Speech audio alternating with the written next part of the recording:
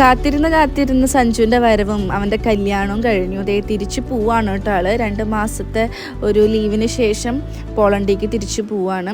ഇപ്രാവശ്യത്തെ പോക്കിൽ ഭയങ്കര വിഷമമായിരുന്നു. ആദ്യത്തെ പ്രാവശ്യം സഞ്ജുവിന് ഭയങ്കര എക്സൈറ്റ്മെൻ്റ് ആയിരുന്നെങ്കിൽ ഇപ്രാവശ്യം പറഞ്ഞറിയിക്കാൻ പറ്റാത്ത വിഷമമാണ്. എല്ലാവർക്കും അറിയാലോ, 2 മാസം തികച്ചും ഇവർ നിന്നിട്ടുള്ളൂ. എനിക്കും ഭയങ്കര വിഷമമായിരുന്നു. കാരണം വീട്ടിലേക്ക് ചെല്ലുമ്പോൾ അവൻ അവിടെ ഉള്ളതൊരു പ്രത്യേക ഒരു രസമായിരുന്നു, തല്ല് പിടിക്കാനാണെങ്കിലും.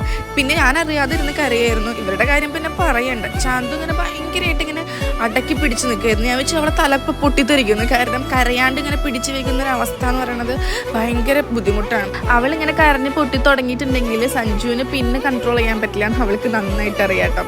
അതുകൊണ്ട് മാക്സിമം ആളിങ്ങനെ വിങ്ങിയാണ് നിന്നിരുന്നത്. പുറത്തെത്തിയിട്ടും കുറേ ഇങ്ങനെ നോക്കി അവനെ ഗ്ലാസ്സിൽ കൂടെ അവർ രണ്ടുപേരും ഫോണിൽ കുറച്ച് സംസാരിച്ചു. മിണ്ടാതെ കുറേ സംസാരിച്ചു. ശരിക്കും ഈ ലോങ് ഡിസ്റ്റൻസ് റിലേഷൻഷിപ്പിനെ സമ്മതിച്ച് തന്നെ കൊടുക്കണം.